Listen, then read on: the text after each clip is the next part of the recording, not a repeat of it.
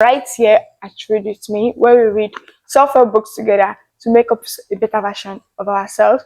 And before I move on, I would like to take a minute to say thank you to you all that have shared this channel with your friends, with your families, that have told people about this channel, because now we're at 50 subscribers after the completion of just one book. I really appreciate this. I appreciate this a lot. I appreciate this greatly. Thank you so much for your support and for actually being with me through this journey.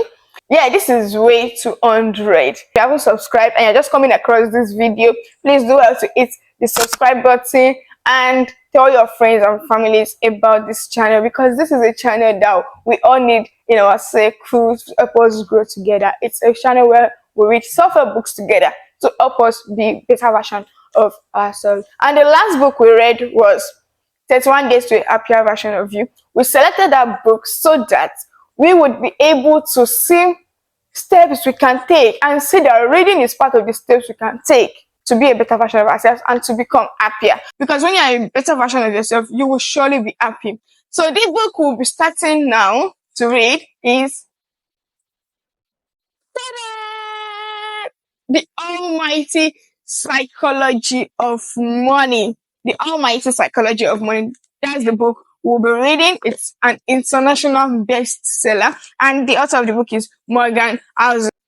Now, before we move on, before we dive into this book, I don't know if you have a copy of this book with you and you have been finding it hard to read it completely, then this is the right place for you to be, because this book will cover everything together. Everything we have to read, we'll cover it together. I have been saying this book and I have just been like, I have to read this book. I have to read this book. I have to read this book. You know that feeling when you keep on saying you have to do this, you have to do this, and you just feel like there is no time for you to actually sit and actually do it. I've been reading, but there hasn't just been that time for me to get to this. And now it is right here, and we are right about to dive into it. So this is by Jason Zweig, Wall Street Journal. One of the best and most original finance book in years. So this book is highly recommended. In fact, oh my gosh, if you have read Rich Dad Poor Dad, you should go for this also. You would love it. And if you haven't, this is the advanced one. Rich Dad Poor Dad was written by Robert Kiyosaki.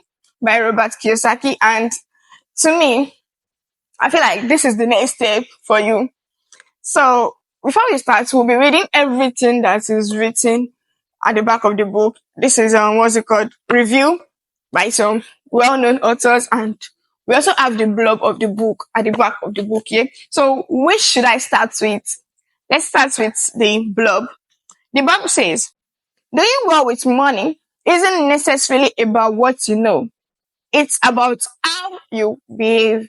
And behavior is hard to teach, honestly. Even to really smart people.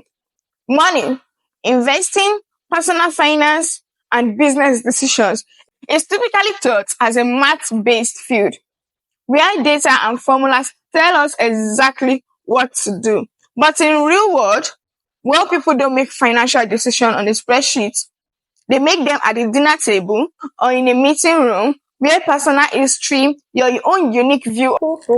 The Psychology of Money. Timeless lesson on wealth, greed, and happiness. In the content, we have the introduction, which is the greatest show on earth. 12, surprise. 13, room for error. Chapter 14, you will change. 15, nothing is free. Number 16, chapter 16, you and me. Chapter 17, the seduction of pessimism. Chapter 18, when you believe anything. Chapter 19, all together now. 20, confessions. We also have a postscript here, which is a brief history of why the US consumer thinks the way they do. A genius is the man who can do the average thing when everyone else around him is losing his mind. That's by Napoleon.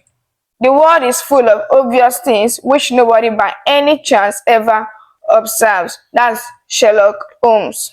So now moving on to the introduction aspect, like he said, like the author said, This book is mailing of stories. It's going to be teaching us with stories. So now, the first story here is, I spent my college years working as a valet at a nice hotel in Los Angeles.